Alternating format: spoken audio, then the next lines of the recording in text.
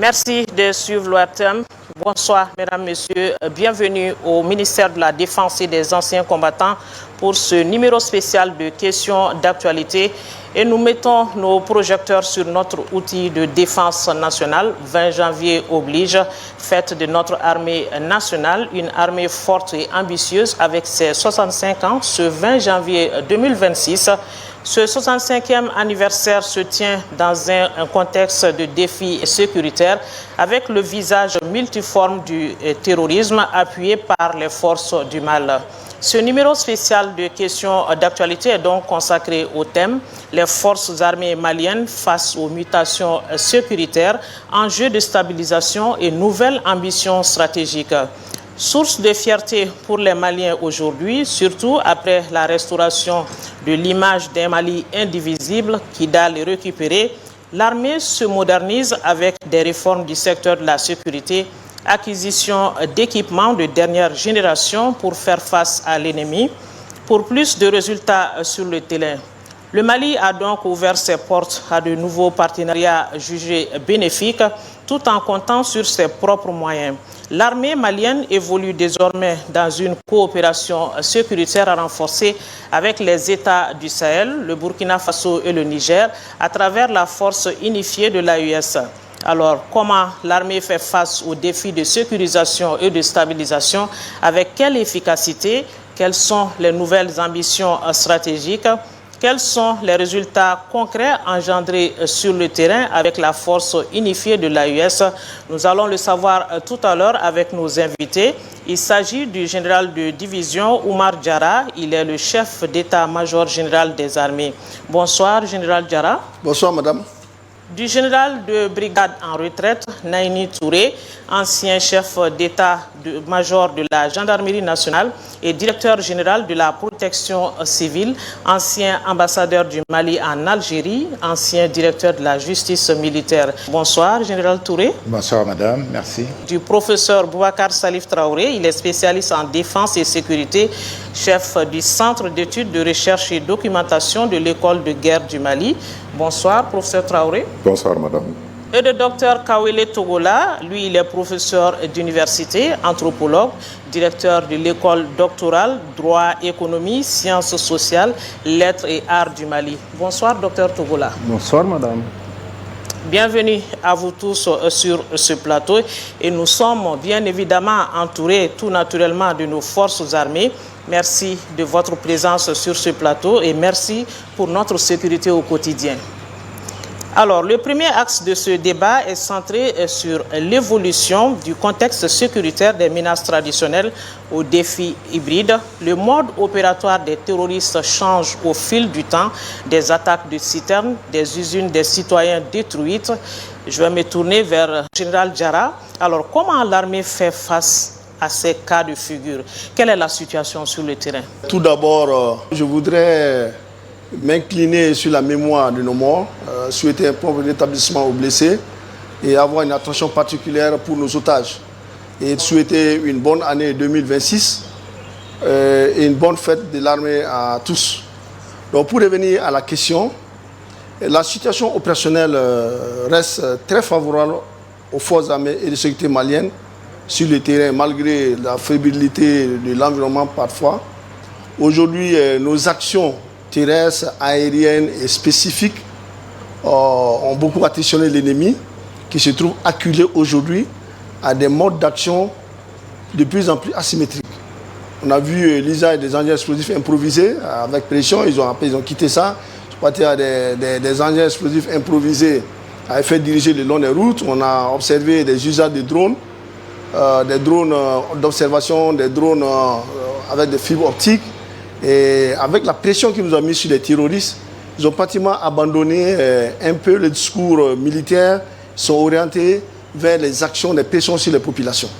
Les pressions sur les populations, quand on voit tous ces engins explosifs qui partent et qui nuisent beaucoup aux populations, même au-delà des forces armées maliennes. Et aujourd'hui, l'environnement dans lequel nous trouvons aujourd'hui, il faut le comprendre, c'est une évolution majeure de l'évolution de l'environnement et des modes d'action de l'ennemi. Les terroristes aujourd'hui, ils mettent la pression sur la population. On voit aujourd'hui, ils n'ont pas d'autre issue. Aujourd'hui, ils sont dans des enrôlements forcés. Ça veut dire quelque part, il manque de combattants. Aujourd'hui, ils sont versés dans l'économie criminelle. Ils sont dans la quête des zakats, forcer les populations à ça. Et aujourd'hui, quand on voit aussi, ils s'attaquent de plus en plus à l'économie, aux unités industrielles. On va parler un peu des systèmes. Quand on lit toutes ces actions, on comprend que ces terroristes-là sont acculés. Ils n'ont pas d'autre choix que de mener des actions comme ça. C'est une manifestation de faiblesse face aux attaques qu'ils subissent. Et effectivement, c'est un aveu d'échec. Je l'ai dit, c'est un aveu d'échec. Parce que si le terroriste, s'il a le vent en poupe, il ne s'attaque pas aux populations. Mais quand vous voyez les terroristes s'attaquer aux populations, il dit que quelque part, c'est un aveu d'échec. Aujourd'hui, de plus en plus, les forces armées maliennes, nous nous adaptons à cet environnement. Et aujourd'hui, pratiquement tous ces modes d'action, nous avons pu les déjouer. Et nous montrons de plus en plus notre professionnalisme et notre montée en puissance pour défaire ces terroristes-là au bénéfice du peuple malien dans le cadre de l'accomplissement de nos missions. Général Diarra, chef d'état-major général des armées, est-ce qu'on peut dire que la situation est sous contrôle aujourd'hui? La situation est largement sous contrôle. La situation est favorable à nos forces. Aujourd'hui, comme je l'ai dit, pour récapituler, les terroristes aujourd'hui, comme vous le voyez, s'attaquer aux populations, au centre de gravité, les populations constituent le centre de gravité. Et tout ce que nous faisons, c'est que c'est un aveu d'échec.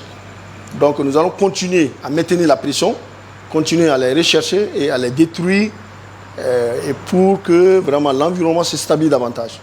D'accord, nous sommes dans le contexte de l'anniversaire de notre outil de défense aujourd'hui. L'armée malienne a 65 ans. 65 ans, ce n'est pas rien. De quoi peut-on se réjouir aujourd'hui? On peut se réjouir vraiment de la montée en puissance des forces armées maliennes, c'est qui est une réalité aujourd'hui. Et cette montée en puissance, elle a été voulue par nos autorités. Effectivement, quand on voit les trois principes qui gouvernent l'action gouvernementale, déclinée au niveau militaire, nous avons pris l'autonomie, la montée en puissance des forces maliennes, qu'elles soient autonomes au cœur de notre vision. Ils jouent pleinement leur rôle dans la refondation de l'État, la défense souveraine du territoire national, la cohésion nationale et l'unité nationale. Tout ça avec des objectifs qui sont très précis, c'est de disposer de forces d'action. Voilà, nous reposons sur, nous sommes très fiers de nos anciens, qui nous ont laissé, voilà, qui nous ont montré la voie. Et nous, la génération actuelle, nous avons des potentialités de résilience pour faire face à cette situation et nous projeter vers l'avenir, voilà, pour les générations futures. Et je dirais tout ça avec un but commun. Il s'agit de disposer des forces en mesure de défendre de façon autonome le territoire national. Et nous sommes conscients que notre raison d'être, c'est de faire la guerre. Notre raison d'être, c'est de faire la guerre ou la paix quand nous sommes sollicités. On a déjà beaucoup d'espérance dans le passé. On a fait la paix quand le politique le voulait. Et aujourd'hui, nous sommes en train de faire la guerre quand le politique le veut. Et tout ça, c'est au profit de nos populations. Il s'agit du Mali. Tout ce combat-là, c'est autour du Mali. C'est la situation qui l'oblige. Situation qui l'oblige. D'accord. Vous l'avez dit, hein, parmi vos aînés, il y a le général Touré qui est avec nous aujourd'hui. Alors, transformation de la nature des menaces, on l'a dit, changement de paradigme, général Touré, un nouveau visage du terrorisme aujourd'hui. Comment vous l'observez en tant qu'ancien qui a dirigé beaucoup d'instances militaires? Je voudrais tout d'abord remercier le chef d'état-major des armées pour l'invitation qu'on m'a offerte pour participer à ce débat. À ce débat, dans cette cour où j'ai vécu pendant des années, et je le dis avec émotion. Et les forces armées du Mali sont à leur 65e anniversaire.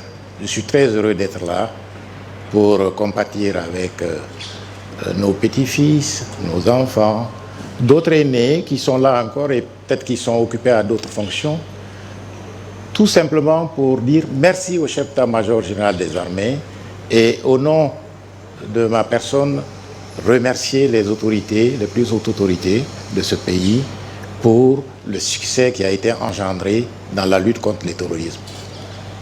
Pour en revenir à la lutte contre le terrorisme et aux acquis qui ont été observés, nous pensons que l'affaire du terrorisme, le combat contre le terrorisme, n'est pas une affaire aisée. Tout simplement parce que elle se présente sous plusieurs variantes. Et le Mali en a connu suffisamment. Et Je pense que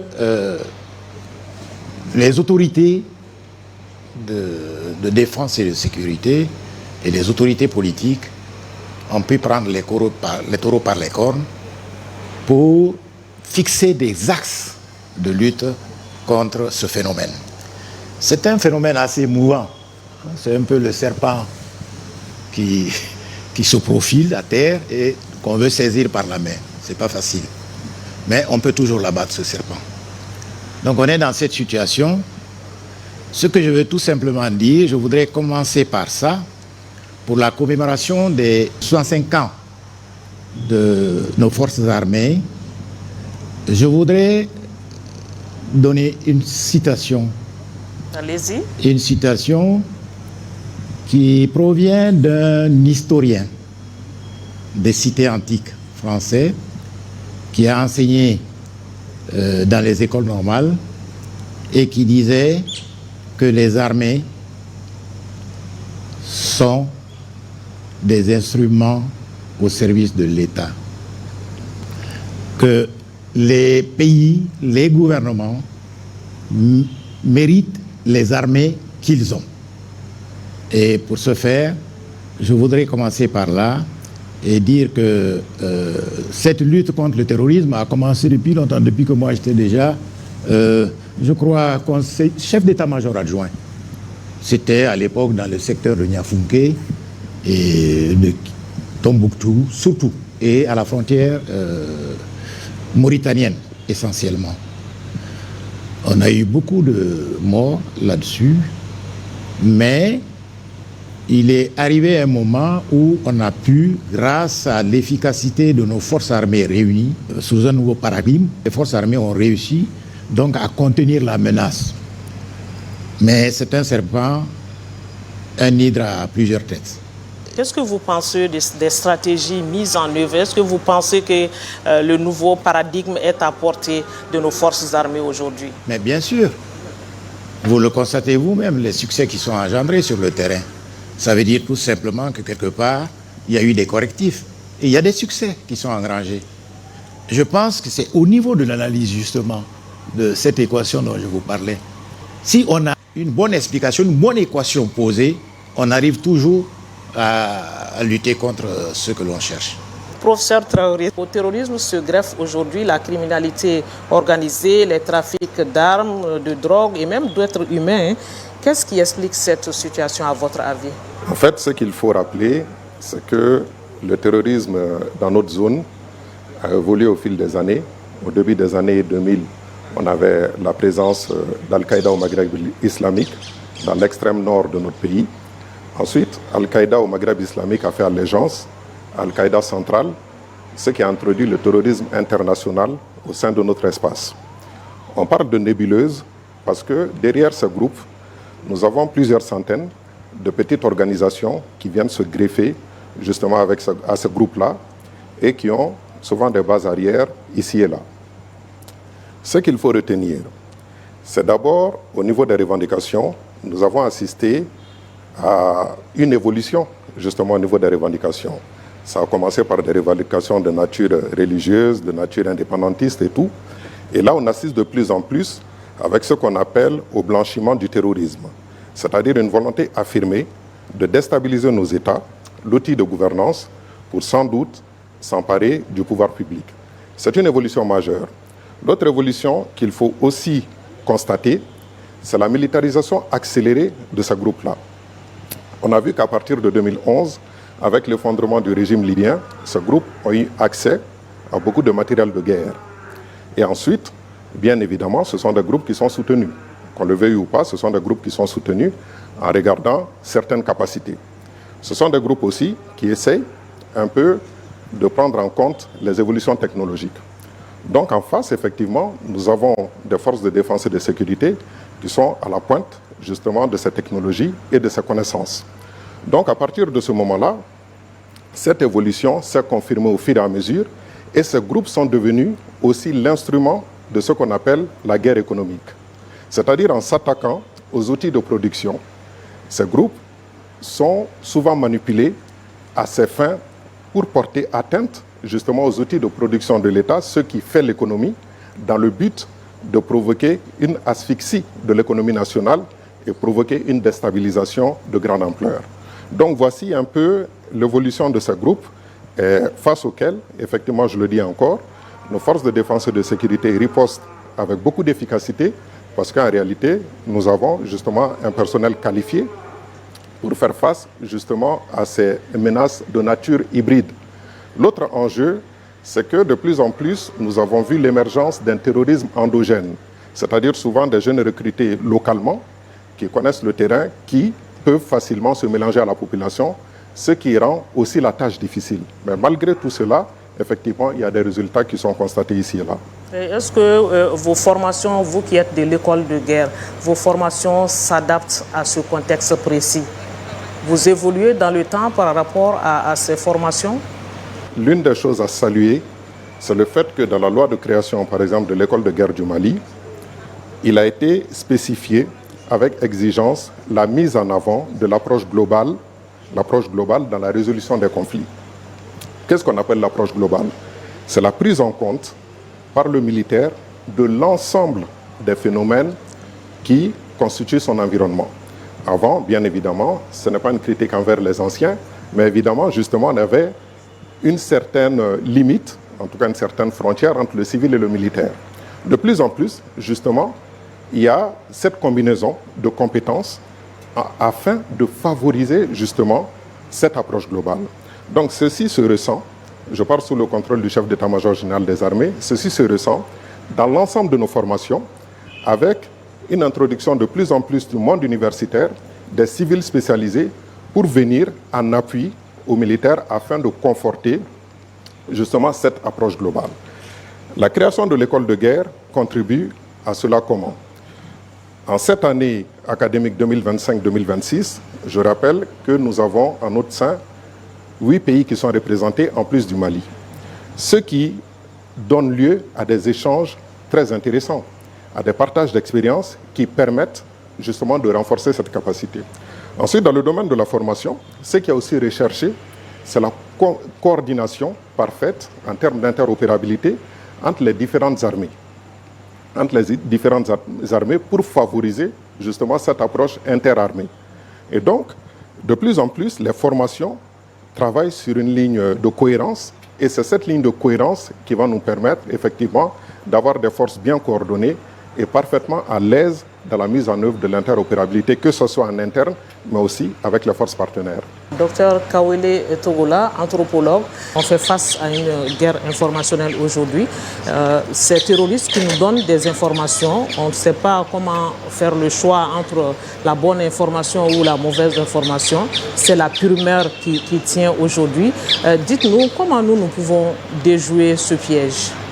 La situation là est sous contrôle, mais je voudrais juste dire un mot. Qu'est-ce qui fait que la situation est sous contrôle? Parce qu'elle ne peut pas ne pas être sous contrôle en ce moment. Il s'agit de l'armée malienne, une armée héritière effectivement de grands empires, il faut le dire. Hein. C'est une armée héritière de l'empire du Ouagadougou, de l'empire du Mali, c'est important, n'est-ce pas? Aussi des royaumes Bambara, du Bélédougou, du Karta et d'ailleurs. Donc il s'agit effectivement d'une armée héritière de Bravoure. Effectivement, parce que vous savez, qui parle de tout ce que je dis là, on parle de Soumaoro Kanté, qui a été chef de guerre effectivement de l'empire du Ouagadougou. Je parle de Kamandian Kamara, je parle de Fakouli Doumbia, je parle de Tiramara Traoré. Vous voyez, tous ceux-ci qui ont été des vrais lieutenants de guerre et qui ont donc aidé effectivement tous ces empires-là à donc enclencher des victoires sur l'ennemi. Ça voudrait dire que l'image de l'armée malienne actuelle vous fait penser aux grands hommes du Mali? Absolument, absolument. L'image qui véhicule aujourd'hui, n'est-ce pas, l'armée malienne, les victoires qu'elle engrange sur l'ennemi, font penser à tout le monde, à tous ceux qui le savent, effectivement à ces époques glorieuses, n'est-ce pas, donc que nos ancêtres ont connues. Alors, vous avez parlé tantôt de la transformation des menaces, c'est bien de cela qu'il s'agit. Alors, je voudrais dire, quand vous prenez le terrorisme dans sa définition initiale, ce qu'il y a d'essentiel dans la définition du terrorisme, c'est vraiment la notion de terreur. En réalité, depuis les premières années qui ont suivi l'indépendance du Mali, alors il faut dire qu'on y était déjà, hein, on était déjà dans le terrorisme. Parce que de toute façon, la façon de laquelle cette revendication-là s'est exprimée n'a pas manqué de semer la terreur ça et là, et pendant des décennies. Alors la menace en ce moment-là était une menace frontale. Alors cette frontalité a rendu effectivement possible la maîtrise du phénomène. Mais aujourd'hui, depuis les années 2012, avec ce qui convient d'appeler aujourd'hui cette forme d'asymétrie, la mutation elle est très perceptible. Si bien qu'aujourd'hui, eh bien, le visage du terrorisme, c'est aussi le visage du sien. L'armée répond-elle bien à cette mutation, à ce nouveau visage du terrorisme? Tout à fait, à en croire les explications développées par les techniciens de guerre. Les militaires eux-mêmes, on est bien en droit de penser effectivement que l'armée arrive à s'adapter à l'évolution de cette menace, à la contenir et même à enclencher aussi des victoires dans ce nouveau contexte. Je suis d'accord que, comme vous l'avez dit tantôt, le terrorisme aujourd'hui a muté en plusieurs formes. Et l'une des formes les plus pernicieuses, les plus difficiles à cerner, c'est aujourd'hui la cybermenace. Vous l'avez dit. Aujourd'hui, les réseaux sociaux, dans cette nouvelle formule-là, c'est-à-dire que dans la formule Internet, dans la formule WhatsApp, bien d'autres, les réseaux sociaux sont mis effectivement à contribution par ces terroristes-là pour atteindre les populations encore et semer la terreur. Ce qu'il faut, c'est véritablement une éducation à l'usage effectivement de ces réseaux-là. Parce que nous n'avons pas la possibilité d'empêcher les terroristes d'accéder, de poster les informations, mais nous avons quand même la possibilité de contrôler et de limiter la consommation de ces informations. Vous, en tant qu'anthropologue, comment nous, population, nous pouvons déjouer ce piège-là? Parce qu'on est face à une information qu'on nous balance et on est pris par la primeur. Bon, je voudrais dire que la population, quelque peu, est emportée. Elle ne se donne pas le temps nécessaire de déchiffrer le message, parce que les messages sont vraiment envoyés avec des codes. La population n'est pas préparée à déchiffrer le code, le sens du message. Voilà pourquoi la population très facilement tombe dans la multiplication, dans la propagation de ces messages-là. Alors un message qu'on reçoit qui présente par exemple voilà, des images, on a l'impression, parfois c'est la réalité, que ce sont des images de soldats de notre armée en mauvaise posture, parfois même des cadavres. Voilà, ça peut bien être des montages parce que nous sommes aujourd'hui à une ère de technologie avancée, de manière à ce qu'on puisse vraiment produire de l'irréel et réussir à le faire consommer comme du réel. Donc il y a ce travail de déchiffrement-là. Il faut faire la part des choses. Il faut faire la part des choses. Et malheureusement, les consommateurs ne sont pas préparés à faire la part des choses. Donc ça devient un des défis auxquels il faut vraiment s'attaquer, préparer les populations afin qu'elles arrêtent, n'est-ce pas, de servir de relais assuré pratiquement, n'est-ce pas, au message de l'ennemi. Et l'ennemi qui ne fait que véhiculer des messages qui vont impacter les populations et l'armée dans leur psychologie. C'est ça le but ultime recherché. Et malheureusement, puisque nous ne prenons pas le temps nécessaire de faire la part des choses, eh bien nous tombons dans le piège. Vous parliez des braves hommes que le Mali a connus. L'image de l'armée vous rappelle ces braves hommes aujourd'hui. Nous sommes dans le contexte de célébration du 65e anniversaire de notre outil de défense. Dites-nous, quelle image vous avez de l'armée aujourd'hui, 65 ans après? Bon, l'armée à 65 ans, c'est l'âge, n'est-ce pas, d'un agent de la fonction publique malienne qui a le droit d'aller à la retraite. Alors, ça suppose une certaine maturité. Ça suppose une certaine maturité. 65 ans dans la vie d'un homme, c'est beaucoup. 65 ans dans la vie d'une armée, c'est pas beaucoup, mais c'est assez. Assez, effectivement, pour corriger les imperfections, assez pour envisager de s'adapter aux évolutions. Parce qu'une armée, elle est faite essentiellement. Le chef d'état-major général des armées l'a rappelé. Il s'agit de faire la paix ou il s'agit de faire la guerre. Alors, une armée, quand il s'agit de faire la guerre, alors cette armée a le droit, vraiment, et le devoir même, j'allais dire, de s'inscrire dans l'évolution pour pouvoir être à mesure quand même de circonscrire, n'est-ce pas, les dangers, les menaces, parce que les menaces, les dangers eux-mêmes ne cessent effectivement on va dire, d'innover, en tout cas de se transformer. Alors, ces transformations incessantes de la menace en face obligent l'armée, notamment à aller plus loin, n'est-ce pas, de l'avant. De répondre aux besoins du terrain. De répondre aux besoins du terrain. Nous assistons donc à une reconfiguration géopolitique avec le retrait des forces internationales aux défis communs, des solutions communes. La Confédération des États du Sahel a mis en place et rendu opérationnelle la force unifiée de l'AES. Général Diarra, qu'en est-il exactement sur le terrain? Quels sont les résultats concrets engendrés sur le terrain avec la force unifiée de l'AES? Donc, merci beaucoup pour la question. Par rapport à la force unifiée de l'AES, elle est en train de monter progressivement en puissance. Et la remise de l'étendard au commandant de la force par le président de la transition, le chef suprême des armées, le général d'armée Assimi Goïta, a été vraiment l'épilogue Mais avant ça, il y a une série de travail qui avait été fait. L'état-major intégré aujourd'hui, il est opérationnel à Niamey, pratiquement tous les officiers des 3 pays. Et en amont, il y a certains documents sur lesquels nous avons travaillé conformément aux orientations politiques. Depuis le début, et les 3 états-majors ont travaillé ensemble et c'est ce qui a été couronné par la remise de l'État. Ça, c'est par rapport aux procédures. Sur le terrain, pratiquement, nous travaillons déjà ensemble. Depuis le début de la Confédération, depuis le début de l'Alliance déjà, il faut travailler ensemble. On a eu à mener des opérations, que ce soit terrestres, des aériennes et puis spécifiques, avec des résultats probants. Les 2 opérations Yéréko que nous avons menées dans la zone des 3 frontières, et les 2 armées les travaillent. Et puis, au niveau de l'état-major intérieur, il y a des opérations qui sont planifiées. Donc, moi, je dis sur le terrain aujourd'hui, vraiment, c'est une aubaine pour nous. Parce que je l'ai dit, les zones frontalières, qui étaient une fois avant les paradis pour les terroristes, est devenue aujourd'hui un enfer. Et la coopération se passe très bien. En dehors même de tout ce qui est opération terrestre que nous faisons, le partage de renseignement est très très important. C'est ce qui nous permet vraiment de traquer tous ces terroristes-là. Aujourd'hui, on est vraiment à la pointe, à la recherche de ces terroristes pour que ces zones frontalières-là puissent être vraiment un enfer pour ces terroristes. Les bataillons déjà ont été inspectés par l'état-major intégré qui est passé dans les 3 pays. Et l'arrivée du commandant de la force au niveau de son PC va redynamiser davantage tout ce que nous avons prévu. Est-ce qu'on peut dire aujourd'hui que c'est une montée en puissance de la coopération Sud-Sud? Oh oui, bon, l'AIS aujourd'hui est une réalité géopolitique, on le veut ou pas. La montée en puissance de cette force-là, c'est une réalité qui est là. Et c'est une réalité avec laquelle on doit compter désormais. Je peux déjà vous rappeler que le Mali s'est retiré de CEMOC il y a à peu près pratiquement courant 2026. Et donc cette réconfiguration nous impose une lecture commune de l'environnement dans lequel on travaille. Ce retrait a été motivé par quoi? Parce qu'on est dans une structure dans laquelle nous ne partageons pas la même lecture de l'environnement, nous ne partageons pas la même lecture de la menace. Bon là, ce n'était pas du tout guerre. Et la confédération de l'AIS aujourd'hui, la réalité est que l'environnement, le théâtre est unifié. Nous partageons la lecture de l'environnement, les mêmes menaces et nos capacités. Mutualiser nos capacités pour pouvoir faire face à la menace parce que les défis sont communs.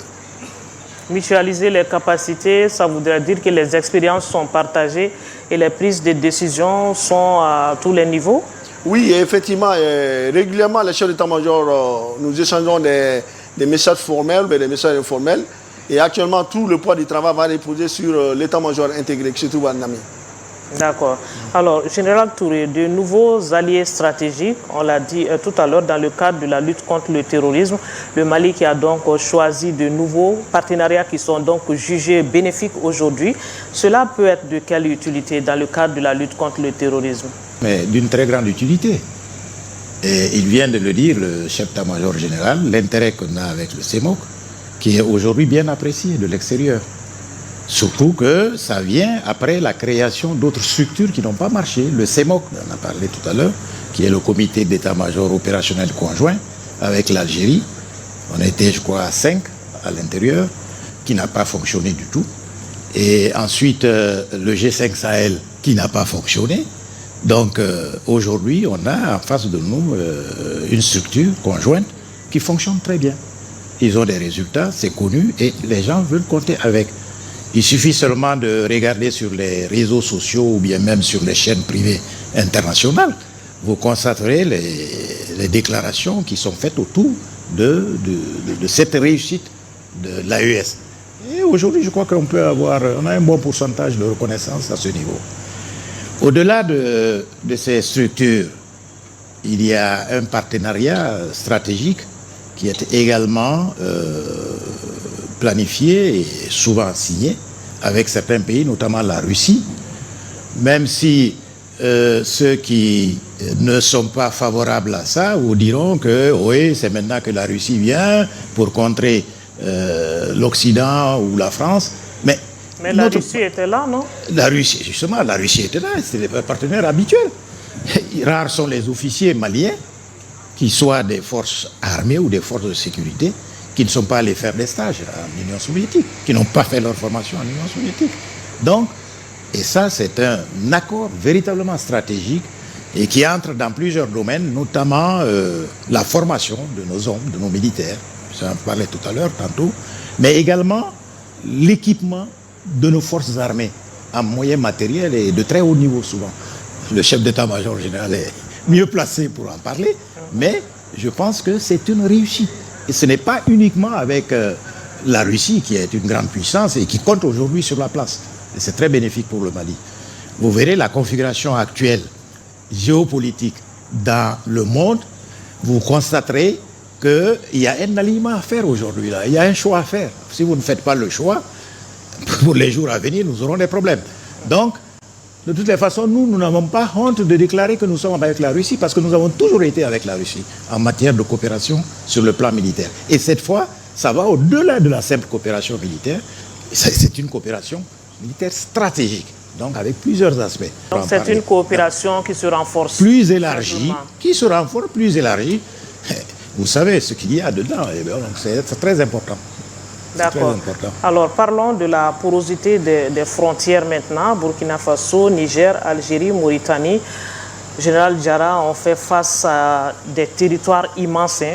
Est-ce que c'est facile dans ce contexte-là de lutter efficacement contre le terrorisme? Effectivement, dans la planification de nos opérations, l'un des grands défis que nous avons aujourd'hui, c'est par rapport à ces zones frontalières. Parce que j'ai parlé un peu du cas de l'AES, ces frontières sont actuellement bien surveillées et contrôlées par nos forces, en coordination dans le cadre de la force unifiée de l'AES. Mais il y a des frontières réellement qui restent problématiques. Je ne vais pas rentrer dans les détails, mais une chose est sûre, c'est l'un des défis auxquels nous faisons face aujourd'hui, parce qu'il y a des questions de base arrière pour déstabiliser ou bien pour mettre en mal les opérations que nous menons.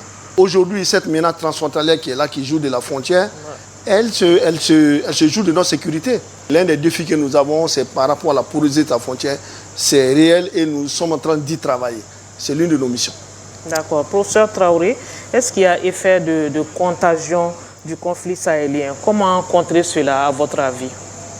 En fait, ce qu'il convient de rappeler, c'est, avant de répondre à votre question, je pense qu'il y a une terminologie qu'il faut spécifier. La sémantique, elle est très importante. En fait, on parle de force unifiée. On ne parle pas de force conjointe, on parle de force unifiée. Cela veut dire que ces forces-là ont des objectifs communs, sans ambition dispersée. C'est-à-dire, l'unification va plus en profondeur. Il n'y a pas d'esprit qui va dans un sens contraire, contrairement à la notion de force conjointe que nous avons connue par le passé et qui n'a pas du tout prospéré parce que les États avaient d'autres ambitions. Donc, au-delà de ça, il y a autre chose à rappeler, c'est que historiquement, le Mali appartenait au mouvement des non-alignés. C'est-à-dire, nous partons du principe au Mali que nous sommes amis avec l'ensemble des États de ce monde. En réalité, parce que nous avons une approche saine des relations internationales, nous avons une approche pacifiste, justement, de ces relations internationales.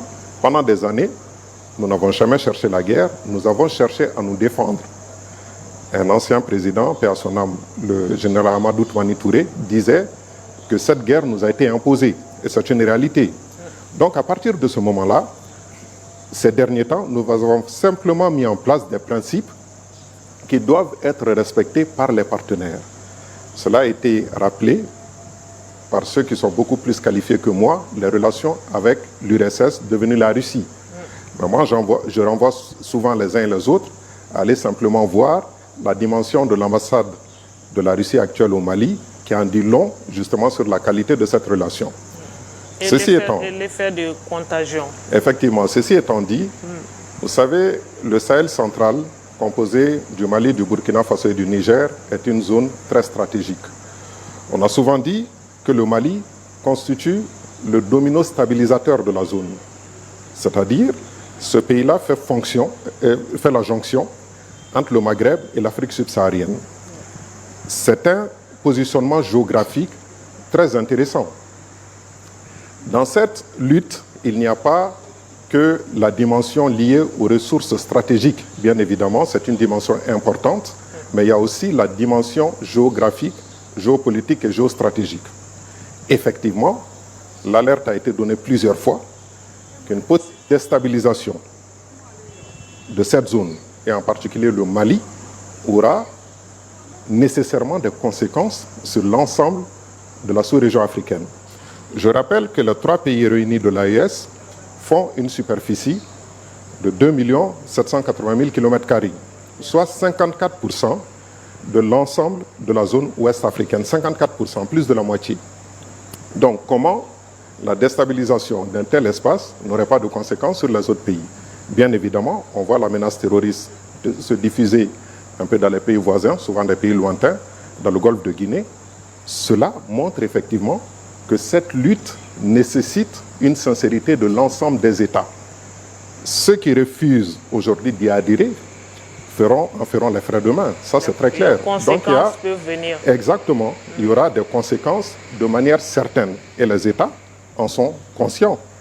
On ne sait pas jusqu'à présent ce qui les retient, mais en réalité, face à l'augmentation de la menace dans certaines zones jadis qui n'étaient pas concernées, il y a fort à parier, et c'est même une certitude, que cette contagion est inévitable. D'accord. Alors, docteur Togola, quel est votre avis sur cet effet de contagion au niveau du Sahel aujourd'hui avec les autres pays? Et votre appréciation aussi par rapport à la force unifiée de l'AES? Bon, dans le sillage des réflexions développées par mon voisin, mon prédécesseur immédiat, je voudrais dire que le terrorisme est assez rampant. C'est-à-dire que le terrorisme, si on se réfère à l'origine, comment, n'est-ce pas, entre guillemets, cet outil-là, cet artifice-là a été élaboré pour faire peur aux autres, pour créer du désordre chez l'autre, pour créer le chaos chez l'autre. Mais on a pu remarquer déjà dans l'histoire que le terrorisme, n'est-ce pas, a eu à se retourner déjà contre ses concepteurs, contre ses promoteurs. Chacun se rappelle, n'est-ce pas, que les États-Unis ont été frappés par le terrorisme. On se rappelle que la France en a été frappée. On se rappelle que bien d'autres pays, d'ailleurs, effectivement, ont été frappés. Or, à interroger très bien l'histoire, ces pays-là ont bien quelque chose à voir avec, n'est-ce pas, le terrorisme dans sa genèse. Même si le terrorisme a pu, au-delà du changement des terminologies, voyez-vous, parce que c'est vrai que c'est qu'on a connu bien avant les années 2000, ça, on ne parlait pas du terrorisme en tant que tel, mais en réalité, comme je l'ai dit à un moment donné, la teneur du terrorisme était déjà perceptible, parce que bien de populations ont été frappées, effectivement, ont eu à subir, effectivement, cette psychose-là dans leur esprit, parce que les attentats, ça et là, les tueries, ça et là, les massacres, ça et là, voyez-vous, tout ça était effectivement commandité. Donc l'histoire a déjà montré que le terrorisme se développe, que le terrorisme, n'est-ce pas, est si rampant qu'il va dans tous les sens, que le terrorisme peut bien se retourner contre ceux, effectivement, qui l'ont conçu et qui l'ont effectivement utilisé contre les autres. Donc l'effet de contagion, il est réel. M. Traoré vient de rappeler la dimension que représentent les 3 pays réunis, l'AES, n'est-ce pas, dans la superficie des pays de l'Afrique de l'Ouest, et ça fait beaucoup. Alors si effectivement ces pays-là, qui sont en proie aujourd'hui au terrorisme, n'est-ce pas, ces pays-là ne bénéficient pas de l'assistance, de l'appui et du soutien de leurs voisins, qui parfois laissent faire, qui jouent aux complices, eh bien, nous savons que indubitablement, ce terrorisme-là finira par se retourner contre eux. Déjà, des attaques terroristes ont été signalées ça et là dans ces pays qui autrefois n'ont pas été concernés effectivement par ce phénomène-là. Donc l'alerte est donnée, même bien plus. Alors je pense que l'invite est toujours d'actualité. Il faut effectivement faire en sorte de définir des possibilités, en tout cas d'association avec, n'est-ce pas, l'AES, pour poser le terrorisme en face comme un ennemi commun auquel effectivement chacun doit consacrer ses forces. Alors je pense que c'est important. C'est très important. Alors nous abordons à présent le deuxième axe de ce débat intitulé « Les forces armées maliennes face aux enjeux de stabilisation nationale » avec un accent sur le rôle des FAMA dans la reconquête de l'intégrité territoriale. Général Diarra, quelles sont les opérations de sécurisation du centre et du nord? Merci beaucoup, madame, pour la question. Alors, je pense que courant 2025, il y a déjà eu une transformation majeure dans la conduite des opérations. Il y a l'opération Douguloko qui a été validée par le niveau politique, sur lequel nous avons déjà élaboré le concept stratégique, le concept opératif est aussi disponible. Et nous travaillons actuellement sur les objectifs militaires à atteindre d'ici 2030, sur les 5 ans qui viennent déjà. Et déjà, quand on voit pratiquement les différents phasages, actuellement, même avec Maliko déjà, nous faisons des opérations de coercition. Il s'agit d'utiliser la force et neutraliser les terroristes. Et effectivement, nous sommes déjà sur cette phase-là, avec une phase de transition vers la stabilisation. La stabilisation, c'est quoi? Et quand les terroristes sont neutralisés, l'environnement est de plus en plus stable. Il s'agit de travailler, je vais donner des exemples très très précis. Alors, le retour des populations déplacées dans leur village, qui va nécessiter certainement de la sécurisation, et les forces armées maliennes seront au rendez-vous. C'est très bien spécifié dans les objectifs du plan Dougouloco. Quand je vois aussi la question des tensions communautaires. Les tensions communautaires, là aussi, pour stabiliser ces zones-là, il faut la présence de l'armée. Ça, c'est ce qui implique peut-être le domaine militaire. Mais au-delà des aspects militaires, quand on voit dans le cadre de la stabilisation, il faut l'élargir dans le cadre de l'approche peut-être globale dont le professeur Salih Traoré. Et il travaille, ce qui est en place au Mali, c'est le dialogue intermalien. Je pense qu'il y a eu déjà des réflexions dans ce sens. Et je pense que la stabilisation dont on parle, elle doit beaucoup être mise en œuvre à ce niveau. Nous conduisons les opérations militaires, les opérations de coercition. Nous allons continuer ces opérations de coercition, mais avec l'accompagnement pour que la stabilisation puisse être de réalité. Il faut cette approche interministérielle globale, dont le dialogue intermalien, dont tout le monde a adhéré, et il faut le mettre en œuvre. Et nous serons là vraiment pour accompagner, comme je l'ai dit, l'exemple du retour des populations qui seront sécurisées, ou bien nous allons contribuer à l'apaisement des tensions communautaires en étant présents sur le terrain. Et justement, qu'en est-il de la protection des populations civiles? Comment vous opérez dans ce sens?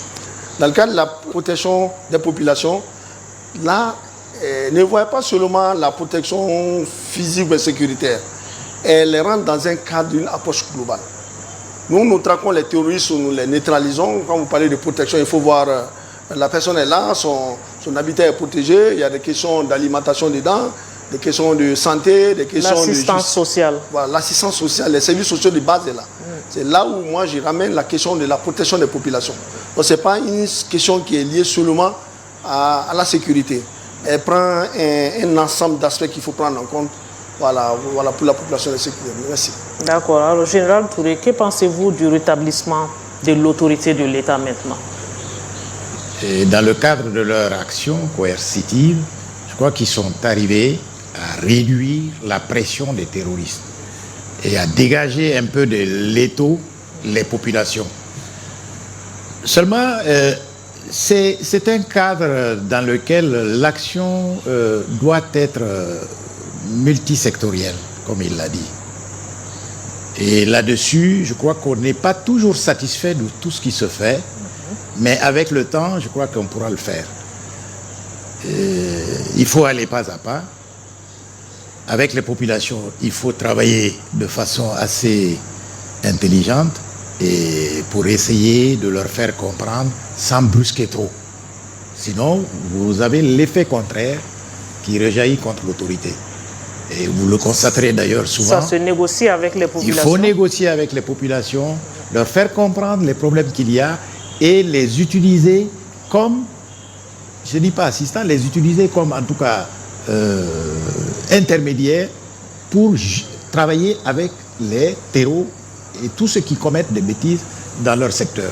Et c'est là où il y a tout le problème. Et je crois qu'il y a des actions qui sont menées à ce niveau, au niveau des gouverneurs de région, au niveau des chefs de services de sécurité, les compagnies de sécurité, la gendarmerie, la garde, la police, la protection civile, il ne faut pas que j'en oublie.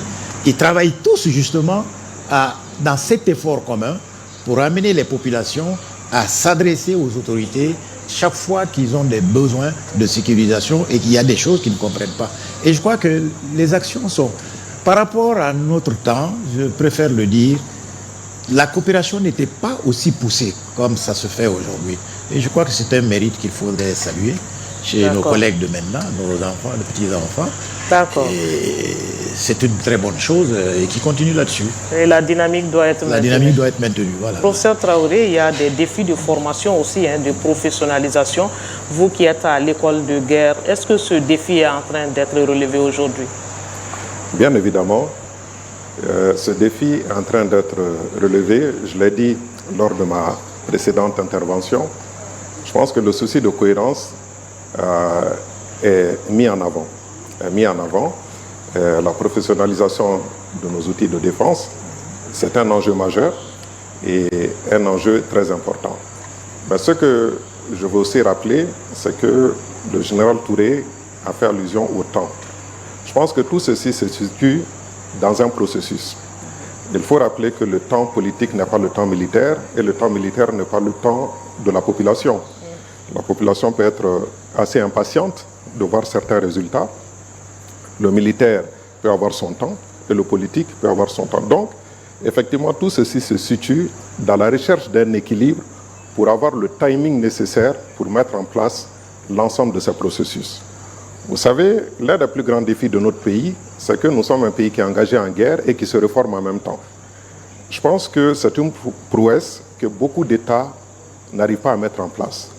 Quand on regarde l'ensemble des travaux qui sont conduits actuellement, c'est impressionnant. La relecture des textes, les projets de réforme, la professionnalisation, la formation, tout ceci dans un effort de guerre très important, parce qu'en réalité, nous sommes engagés dans une vraie lutte contre le terrorisme qui n'est pas du tout aisée.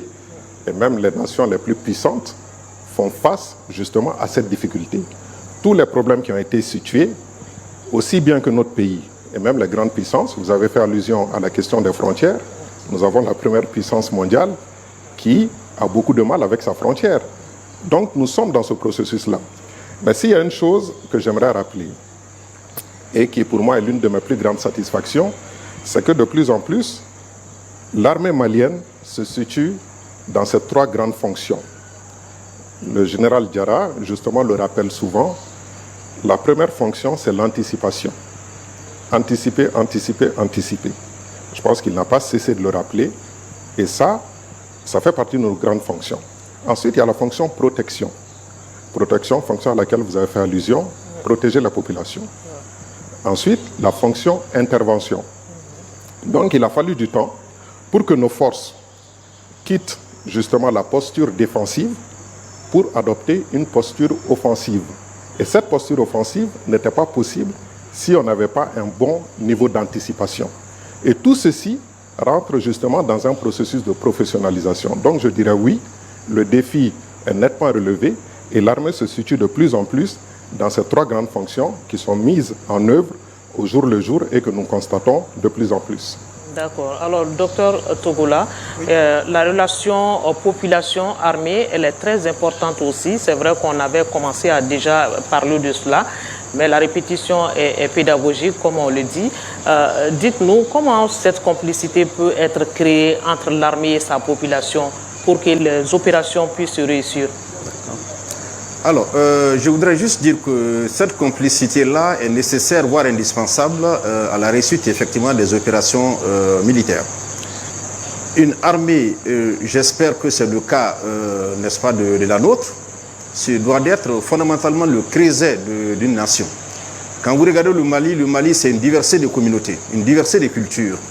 Mais à l'analyse, l'armée malienne reflète effectivement l'ensemble des composantes socio-culturelles, l'ensemble des composantes, n'est-ce pas, en termes de communauté, alors, n'est-ce pas, du Mali. Donc, il s'agit véritablement d'une armée assez représentative de la nation malienne. Je pense que c'est une dynamique qui date de très longtemps et qu'il convient, n'est-ce pas, de toujours renforcer parce que c'est nécessaire à la confiance de la population, à la confiance du peuple dans son armée. Et c'est important. Alors, c'est pour dire qu'il existe un défi, n'est-ce pas, de confiance. Il faut que l'armée joue à travers le recrutement, il faut que l'armée joue à travers les promotions, effectivement, à donc garantir cet équilibre social-là qui est indispensable à la cohésion, n'est-ce pas, de l'armée nationale elle-même. Alors, autre défi, c'est que cette armée-là se doit d'associer aujourd'hui, au regard de la complexité de la menace, cette armée-là se doit aujourd'hui d'adopter une mesure assez inclusive qui consiste donc à faire en sorte à définir des possibilités par lesquelles alors les communautés elles-mêmes puissent contribuer à l'instauration de leur propre sécurité. Parce que ça a été rappelé au cours du débat, le tout, n'est-ce pas, ne peut pas être que de l'ordre militaire.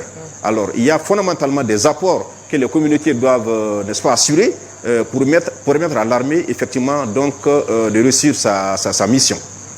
Alors, imaginez un peu si l'armée ne réussissait pas face à ces défis, et forcément, ça va conduire à un manque de confiance. Alors, je voudrais par là me situer dans un raisonnement contrefactuel pour dire qu'aujourd'hui, il est évident que le peuple malien a confiance dans son armée. Mais il faut seulement se poser la question, et si tel n'était pas le cas, si d'aventure le peuple malien venait à manquer de confiance vis-à-vis de son armée, eh bien, qu'est-ce qui adviendrait? Vous comprendrez que c'est la porte ouverte à toutes les dérives. Et vous savez que c'est bien à cela que l'ennemi y travaille depuis, n'est-ce pas, assez longtemps, en adoptant, si vous voulez, des modes d'expression assez inhumains sur le terrain. Évidemment, pour l'ennemi, la fin justifie les moyens. On ne ménage rien, y compris les vies humaines, y compris les vies de populations civiles, y compris les biens de populations civiles, évidemment, pour parvenir à cette fin-là.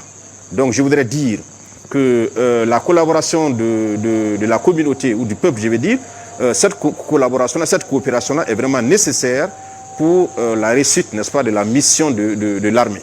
Alors, Général Diarra, la lutte contre le terrorisme, ça passe par la tactique, mais il y a surtout la logistique et les équipements. Et à ce niveau, lors de la célébration du 22 septembre, on en a eu plein les yeux. On a vu les équipements de dernière génération. Le Mali est dans cette logique pour faire quoi concrètement? Cette montée en puissance de l'armée malienne a été voulue par nos autorités. Elle se manifeste pratiquement dans beaucoup de domaines. Ça rentre dans le cadre de l'amélioration des conditions de vie et de travail des hommes, le renforcement de nos capacités opérationnelles, la professionnalisation. Vous avez parlé un peu de la question de formation. Aujourd'hui, quand on voit, nous avons travaillé pratiquement sur 3 axes. La réforme et la restauration des armées sont en cours actuellement. Il y a la question de gestion des ressources humaines sur lesquelles on est vraiment avancé. Annuellement, il y a des recrutements, il y a des formations qui sont là. Et la gestion des ressources humaines s'améliore. On a parlé des textes, des doctrines, tout ça. Deuxièmement, la question de l'équipement. L'équipement continue, que ce soit terrestre, aérien ou spécifique, ça c'est une réalité. Et la mise en œuvre des 4 militaires des armées. Chaque armée a sa 4 militaires. Et déploiement des unités sur le terrain, ça aussi, ça sont des plans qui sont plus ou moins validés. Quand on voit la question des infrastructures, parce que quand on parle de nouvelles unités, il faut parler des infrastructures. Tout ça, c'est des discussions qui sont en cours. Et l'évolution de la doctrine, elle est essentielle aujourd'hui, parce qu'avec le recrutement, l'acquisition de nouveaux équipements, il faut que nous évoluions sur ces doctrines-là, qui sont en train d'être adaptées à tout ce qu'ils sont en train de faire. Et la dernière partie, ça c'est vraiment, ça c'est relatif à la génération des unités médianes. Parce que l'environnement est de plus en plus asymétrique et notre formation doit être adaptée à l'environnement actuellement. C'est vrai, nous sommes une armée conventionnelle, mais on ne peut pas rester vraiment sur ce format-là. Actuellement, il faut que nous développons des capacités qui puissent répondre à cet environnement asymétrique-là. Et pourquoi tout récemment, vous avez vu l'initiative présidentielle de créer les bâtons d'intervention rapide, dont les étendards ont été remis en décembre. C'est dans cet esprit-là. Ces unités-là doivent être adaptées à l'environnement asymétrique. Ces terroristes qui se cachent dans les brousses doivent être recherchés et neutralisés à ce niveau avec des unités très flexibles et puis très adaptées. D'accord, on ne va pas demander l'arsenal d'une armée. Secret de défense oblige. Mais dites-nous, quels sont les moyens à votre disposition aujourd'hui qui peuvent rassurer les populations? Aujourd'hui, l'équipement de l'armée concerne tous les domaines, que ce soit terrestre, aérien et des moyens spécifiques. Tout ça, ça rentre dans le cadre de la restructuration et de l'équipement des forces armées maliennes. Et quand on va au niveau de l'organique, ça nous permet de conduire les opérations. Parce que ces capacités sont mises à la disposition des armées, qui forment et qui mettent des unités à la disposition de l'état-major général des armées. Donc quand on va au niveau de la conduite des opérations aussi, je l'ai rappelé, il y a le plan de Dougologo qui a été validé. Et aujourd'hui, sur lesquels nous sommes en train de travailler, déjà, j'ai déjà parlé des différentes phases sur lesquelles nous sommes en train de travailler déjà. Donc, c'est pratiquement un processus qui est là. Et aujourd'hui, je peux vous rassurer, l'armée malienne a les capacités d'opérer sur n'importe quelle partie du territoire. Aujourd'hui. Je peux rassurer le peuple malien par rapport à ça. On peut le faire en aérien, on peut le faire en terrestre, ou bien pas de moyens spécifiques. Donc, actuellement, on peut opérer sur n'importe quelle partie du territoire. Ça, c'est l'assurance que je voulais donner. Et qu'en est-il du respect des droits de l'homme, puisque le Mali est victime aujourd'hui de mauvaise presse par rapport à cette question-là? Qu'est-ce que vous pouvez dire à l'opinion publique nationale et internationale? La question des droits de l'homme, elle est instrumentalisée. Ça a été dit à d'autres niveaux ou bien par d'autres bouches plus autorisées que moi. Je peux dire au niveau des forces armées maliennes, il y a beaucoup de progrès. Beaucoup de progrès par rapport à la question des droits de l'homme.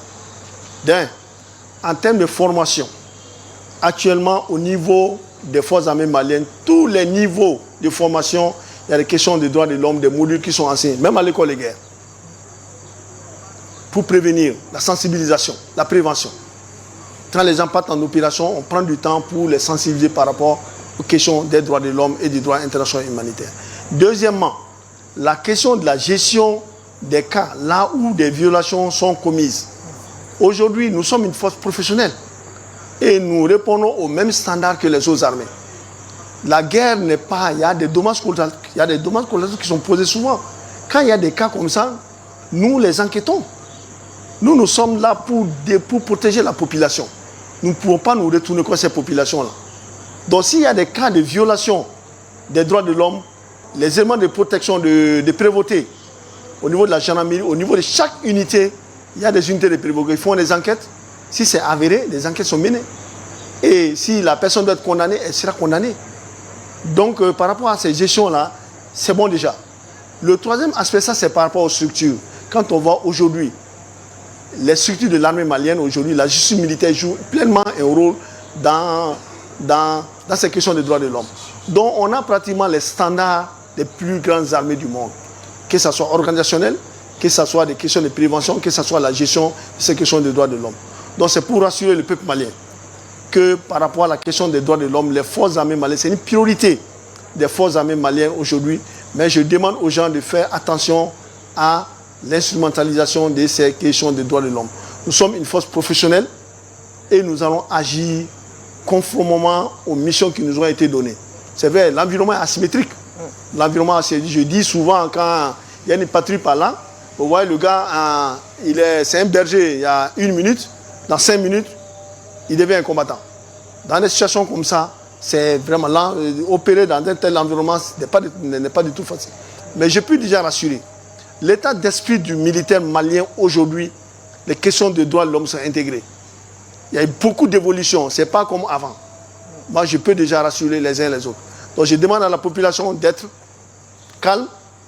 Quand les militaires évoluent, quand ils voient les militaires dans les patrouilles, approcher les forces armées, nous sommes là pour les défendre. Alors, Général Touré, par rapport aux équipements aujourd'hui, le Mali est-il sur la bonne voie, à votre avis?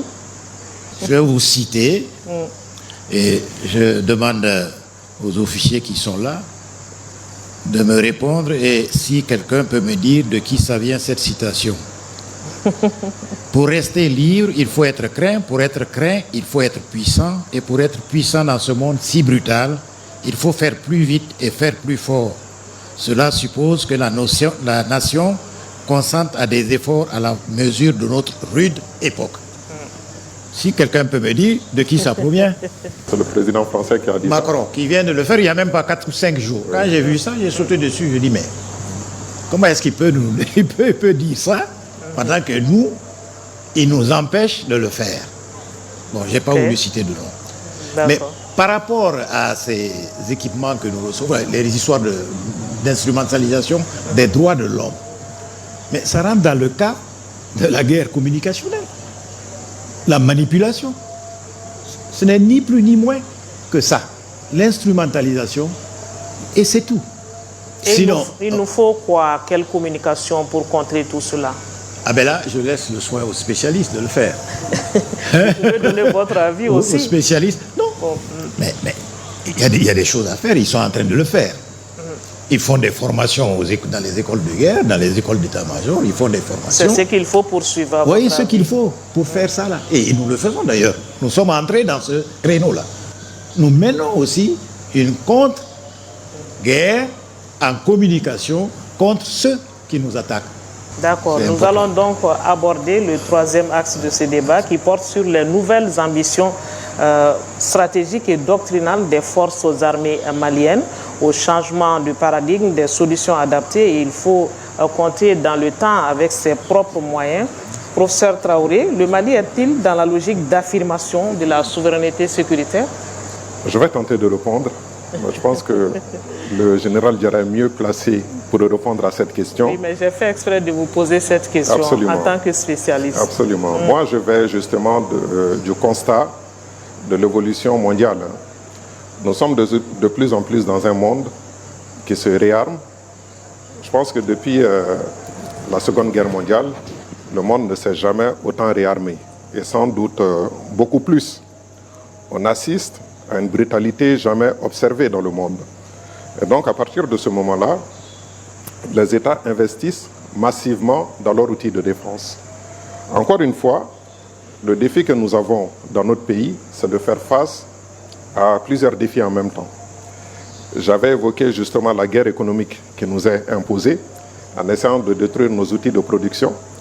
Et de l'autre côté, nous avons aussi besoin de constituer une économie de guerre, c'est-à-dire avoir les ressources nécessaires pour répondre justement à cette montée en puissance. Parce que comme on le dit souvent, l'argent c'est le nerf de la guerre. En réalité, les ressources demandées sont très importantes et ça demande effectivement beaucoup d'efforts de ce côté-là. Donc nous sommes en face justement de beaucoup d'ambition. Et encore une fois, je vais rappeler un terme qui est souvent mis en avant par le chef d'état-major général des armées, quand il passe souvent dans nos écoles, c'est de rappeler la nécessité de l'autonomisation de nos forces. En fait, nous sommes dans un processus, bien évidemment, où, quelle que soit la situation, il est toujours nécessaire et préférable de se constituer une force capable d'intervenir de manière autonome. Nous vivons dans un monde appelé un monde incertain, ambigu, dans lequel les menaces sont des menaces souvent imprévisibles. À partir de ce moment-là, l'État doit se donner tous les moyens nécessaires à travers son outil de défense pour effectivement protéger ses intérêts vitaux. Je pense que l'ambition exprimée, sans trop m'étendre, l'ambition exprimée, c'est avoir la capacité de défendre nos intérêts vitaux. Alors, docteur Togola, le contrôle national des opérations aujourd'hui, il l'a dit, c'est une nécessité et c'est même un impératif pour l'armée aujourd'hui. Et le renseignement aussi peut être de quelle utilité? Je vais donc aborder cette question-là du renseignement du point de vue de la population, du point de vue des communautés. Tout à fait. Alors, pour ce faire, il est important, comme je l'ai dit tantôt, d'ouvrir des espaces de coopération possibles entre l'armée engagée dans les opérations et les communautés au bénéfice desquelles ces opérations sont engagées. C'est vrai que les populations sont porteuses d'expérience, sont porteuses de connaissances, ne serait-ce que du terrain. Les populations sont témoins de certains mouvements suspects, parfois pas suspects très clairs. Donc il leur faut trouver la possibilité donc, de communiquer au moins ce qu'ils ont vu à l'armée. Et donc les populations ne sont pas formées pour construire des espaces de coopération avec l'armée, mais l'armée, elle doit pourtant se donner les moyens de construire effectivement ces espaces de construction-là. Donc c'est à partir de ce moment-là que, effectivement, la lutte contre le terrorisme recouvrira toute sa plénitude. Parce que de part et d'autre, n'est-ce pas, chaque acteur aura joué donc un rôle. Donc si ce maillage-là, si cette mise en lien, n'est-ce pas, de l'armée avec les communautés n'est pas établie, alors il va de soi que la lutte contre le terrorisme va souffrir, n'est-ce pas, de ce manque de coopération. Donc une fois de plus, j'estime qu'il faut explorer cette piste-là. D'accord. Général Diarra, professeur Traoré l'a dit tout à l'heure, on parle d'autonomisation progressive des capacités opérationnelles. Cela se manifeste par quoi concrètement? Donc pour répondre à cette question, je vais rebondir peut-être voilà, sur ce qu'il a dit. Il faut faire une lecture de l'environnement international. Parce que tout ce que nous faisons au niveau militaire, c'est tiré vraiment de la lecture politique, les orientations politiques sont données. La lecture de l'environnement opérationnel, de l'environnement international aujourd'hui et de la géopolitique. il faut dire que les rapports de force sont mis en avant. Même dans la sous-région aujourd'hui, tous les pays sont guidés par les intérêts. Et des intérêts sur lesquels il n'y a pas à négocier. Donc dans cet environnement, dans un tel environnement aujourd'hui, il faut que nous travaillions à avoir des forces, avec des rapports de force favorables à notre État et à nos intérêts. Et je pense que c'est ce qui a été compris par les autorités de la transition et c'est ce qui imprime actuellement toutes les stratégies, toutes les politiques de montée en puissance, d'équipement des forces armées maliennes pour que nous puissions être à hauteur de défendre d'abord notre territoire et faire face à toute velléité. Velléité, le monde évolue. J'ai parlé un peu de la porosité des frontières. Nous sommes des forces conventionnelles, entièrement, nous faisons face aux terroristes, mais nos capacités conventionnelles, nos capacités classiques, nous les garderons. Ça, c'est un premier point. Le deuxième point, il faut que nous mettons en posture aujourd'hui, il a parlé des ressources. Les énormes ressources dont le Mali dispose aujourd'hui doivent être exploitées à un certain moment au profit du peuple malien. Et qui va les sécuriser? Ce sont les forces armées et de sécurité. Nous nous mettons déjà dans cette vision, dans cette disposition déjà, avec des plans de sécurisation déjà des usines, des plans de sécurisation de tout ce qui est économie, tout ce qui peut développer l'économie et tout ce qui est plan de sécurisation de l'exploitation de ces ressources stratégiques. Je vais parler un peu des zones du nord, des zones du sud. Aujourd'hui, s'il y a la question est là, la question je me pose tous les jours. Aujourd'hui, s'il y a une mine de pétrole que nous devons extraire dans la région de Taoudéni aujourd'hui, qui va la sécuriser, c'est l'armée malienne. Donc nous devons développer déjà ces capacités. Donc ces ambitions stratégiques que nous sommes en train de développer, c'est conformément à l'environnement qui nous l'exige. Aujourd'hui, tout ce que l'armée fait, l'armée l'a dit aussi, l'armée est dépensière. Mais en compensation, ce que nous mettons en termes de sécurité, ça doit être compensé quelque part. Donc nous devons nous mettre en discussion. Dès que le politique nous dit de faire ça, nous sommes prêts à le faire. D'accord. Alors, Général Touré, Général Diarra a parlé de modernisation et d'adaptation doctrinale. Comment développer une doctrine de lutte contre les menaces asymétriques? Comment c'est possible? Mais c'est bien possible. Je crois qu'ils y sont. Ils sont là-dessus. Dans le cadre de la formation, je crois qu'il y a des choses qui se font. Il est mieux placé pour en parler. Mais au niveau même de la formation opérationnelle, je pense qu'ils sont informés là-dessus. Ils savent comment le faire. C'est une question de finances et de trucs, c'est toujours difficile. Mais je pense que tout est mis en œuvre pour arriver justement à moderniser ces équipements et nous le voyons tous les jours. Des équipements des équipements de plus en plus modernes, de plus en plus sophistiqués. Je crois que vous le constaterez vous-même parce qu'on voit ça dans les images partout. Les réseaux sociaux, l'ORTM elle-même, qui nous montre ce qui entre. Je crois que c'est des équipements qui sont de nouvelle génération, dans tous les cas, par rapport au passé récent, et qui permettent de contenir la menace à d'autres niveaux.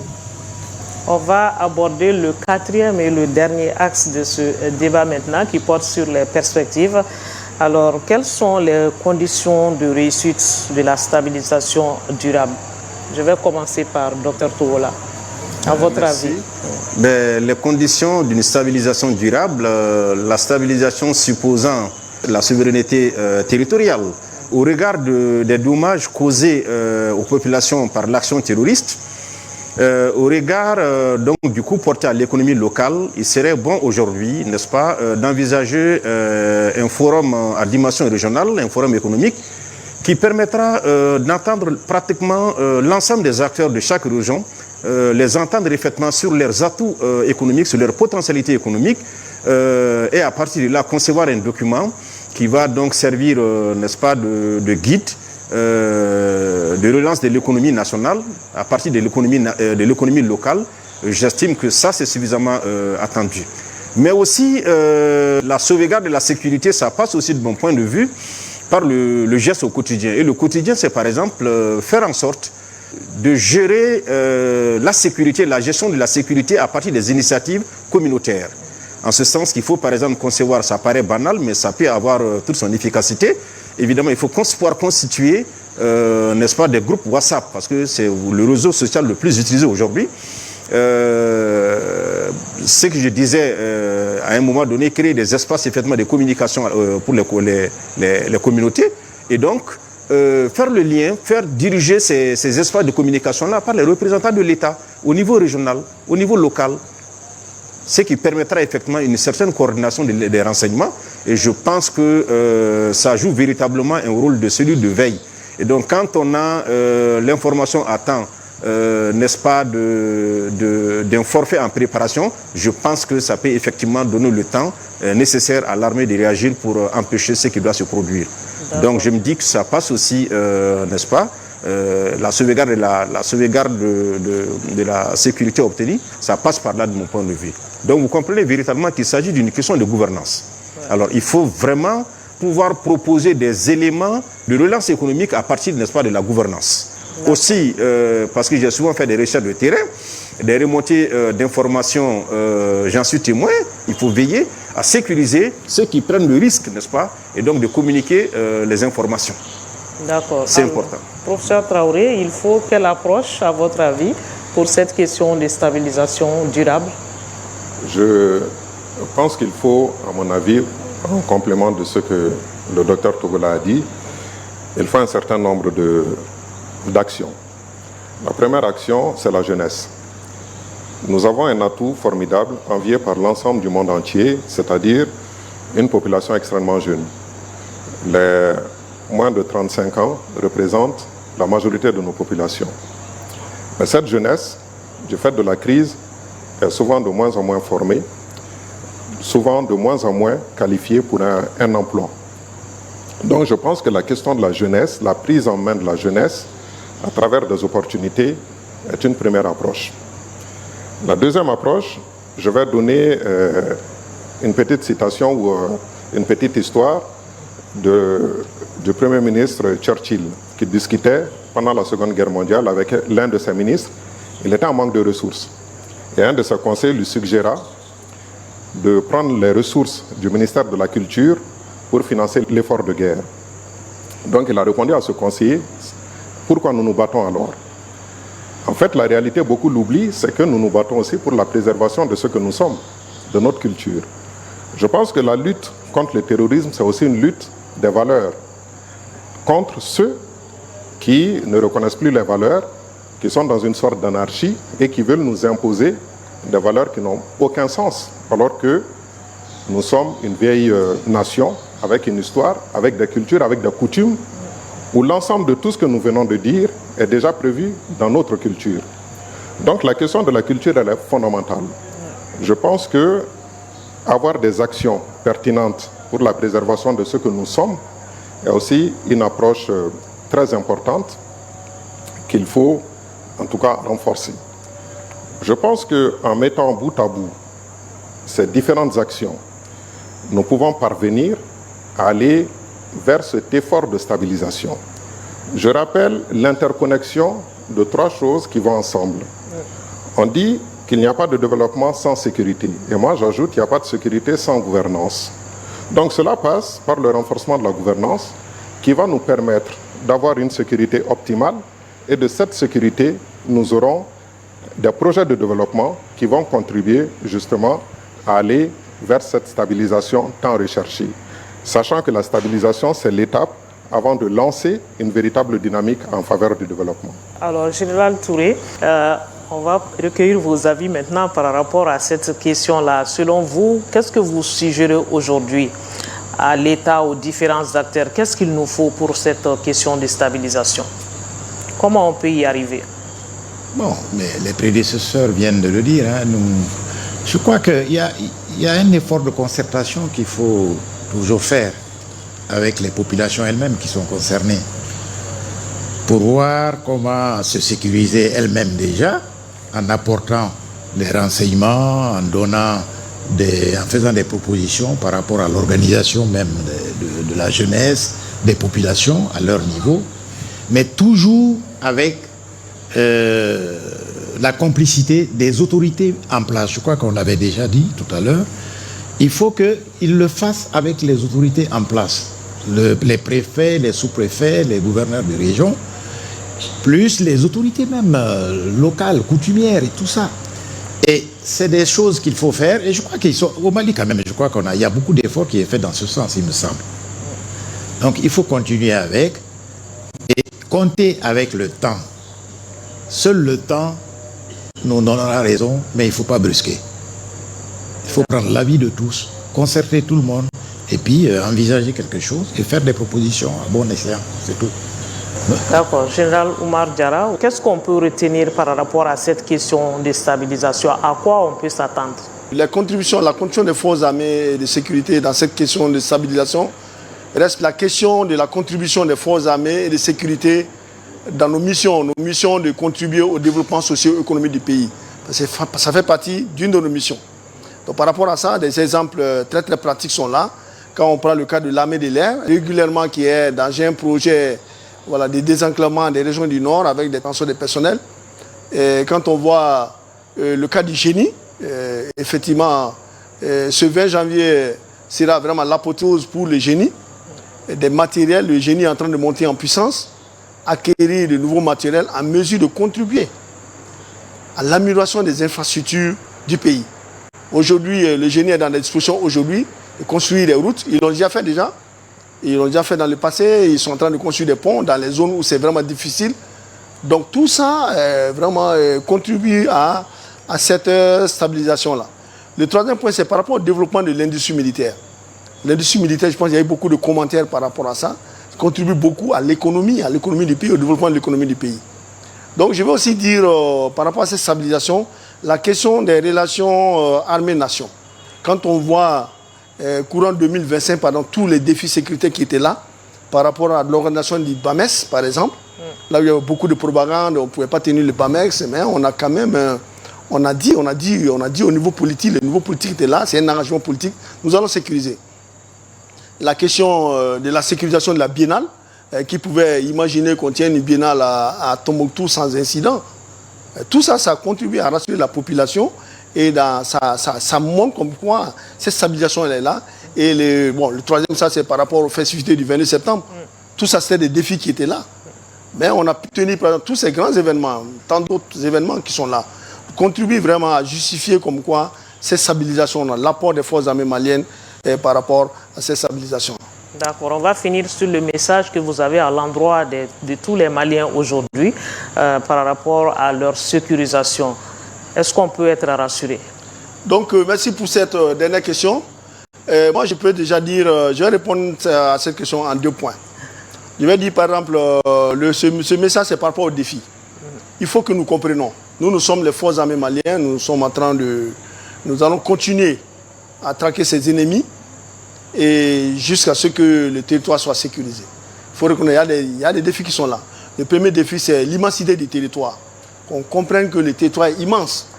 Et tous les efforts qui sont en train d'être fournis là, ça contribue à sécuriser et à protéger le territoire. Deuxièmement, il faut comprendre la porosité des frontières. J'ai beaucoup élaboré par rapport à cette question avec des situations de base arrière, des acteurs externes qui sont là et qui ne contribuent pas du tout à appuyer vraiment tous les efforts qui sont en train d'être menés à l'intérieur. Le troisième défi, c'est quoi? Ça, c'est la convergence des menaces. Le cas malien est exceptionnel. Quand on voit le Mali aujourd'hui, il y a toutes les menaces qui sont là. La première menace, c'est le terrorisme. Il y a le crime organisé. Le terrorisme est transnational avec des bases arrières dans certains pays. La deuxième menace, c'est quoi? C'est le crime organisé. Le crime organisé aujourd'hui, il est transnational. Et quand on voit l'agissement de tous ces terroristes aujourd'hui, aller s'attaquer aux populations, c'est un terrorisme qui se mue pratiquement à un crime organisé. Et troisièmement, c'est les tensions communautaires. J'ai déjà beaucoup élaboré par rapport à ces tensions communautaires. Et l'autre question, c'est vraiment la menace frontalière. Je reviens dessus encore. Nous sommes des forces conventionnelles et l'environnement actuel nous impose à nous adapter à cet environnement aujourd'hui, dont il est essentiel aujourd'hui. Donc j'ai parlé du terrorisme, j'ai parlé des groupes criminels organisés, j'ai parlé des tensions communautaires, les questions des frontières. Maintenant, l'autre question, c'est par rapport à l'irrédentisme. Les rébellions qui sont là, et on sait le nexus qu'il y a entre les terroristes ces rebelles-là, et puis le crime organisé, et qui est là vraiment à insuffler tout ce qui est tension communautaire. Et ça, c'est les grands défis auxquels vraiment, nous faisons face aujourd'hui. Et le dernier défi sur lequel nous faisons, le professeur Salih l'a déjà dit, aujourd'hui, l'armée malienne, on ne va pas se jeter des fleurs pour que nous fassions des prouesses. Mais c'est un défi que nous sommes en train de relever à grande échelle. S'il faut former en situation dans un tel environnement, il faut recruter, il faut former, il faut équiper et faire la guerre. Alors, je pense que c'est quelque chose vraiment qui est à saluer. Moi, je veux dire, il faut que nous comprenions tous. La nature humaine, l'homme même est fait pour faire la guerre. La nature humaine, là, elle est agressive. Donc, on ne doit pas se dire que, voilà, il y a la paix. Non, non, non. La nature humaine, elle est agressive. Donc, la guerre, là, elle est perpétuelle. Il faut que tout le monde comprenne ça. Et que nous mettons des sang dans cette disposition-là. Deuxièmement, il faut comprendre comme quoi nous sommes en guerre. Nous sommes en guerre actuellement. Et il y a des hauts, il y a des bas. S'il y a des hauts, on applaudit, hein. S'il y a des bas, voilà, on doit se mettre en communion d'esprit et de foi pour pouvoir gérer des moments passés comme ça. Il faut aussi reconnaître qu'il y a beaucoup d'efforts qui ont été faits. Beaucoup d'efforts qui ont été faits. J'ai parlé un peu de l'immensité du territoire, mais il reste beaucoup à faire encore. Il reste beaucoup à faire. Il faut croire à nos capacités. Il faut croire à nos capacités. Nous avons beaucoup de capacités. Et troisièmement, ce que je voulais dire, ça c'est par rapport aux propagandes. Faisons attention aux médias. On a beaucoup élaboré par rapport à ça. Avant-hier, je voyais des messages sur les réseaux sociaux comme quoi ils ont amusé l'armée malienne entre sang et blanc. Avec tout ça, c'était pas vrai.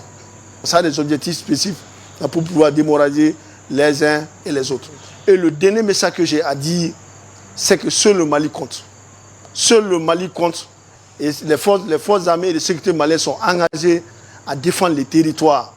Et je pense que c'est conforme à la vision de nos autorités avec le soutien du peuple. C'est le message que je vais dire. Merci, madame. Merci, Général Diarra. Merci à vous, chers invités, d'être ici pour éclairer nos lanternes par rapport à toutes ces questions-là. C'est donc sur ce message d'assurance que se referme ce numéro spécial de questions d'actualité sur le 20 janvier 2026, le 65e anniversaire de l'armée malienne, une armée qui s'adapte aux réalités, vous l'avez entendu, du terrain et qui se modernise avec les moyens adéquats pour garantir la sécurité des paisibles citoyens. Certes, les défis sont nombreux face aux multiples visages du terrorisme, mais la détermination reste la même. Nos invités étaient donc au général de division Oumar Diarra. Il est le chef d'état-major général des armées, général de brigade en retraite Naini Touré, chef d'état-major ancien de la gendarmerie nationale et directeur général de la protection civile, ancien ambassadeur du Mali en Algérie, ancien directeur de la justice militaire. Professeur Boubacar Salif Traoré, spécialiste en défense et sécurité, chef du Centre d'études de recherche et documentation de l'école de guerre du Mali. Et Dr Kawile Tougoula, professeur d'université, anthropologue, directeur de l'école doctorale, droit, économie, sciences sociales, lettres et arts du Mali. Merci à vous. Merci à l'assistance pour nous avoir tenu compagnie et merci à toute l'équipe de production. Merci à vous, chers téléspectateurs. En espérant que vous avez un intérêt à nous suivre, sachez que l'armée est forte quand elle sent que nous sommes derrière elle. Bonne fête à nos braves soldats.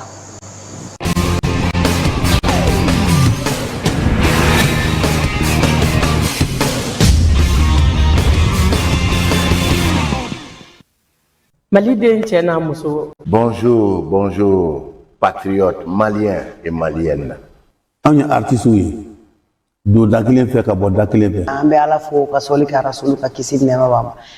Mali flate kelene.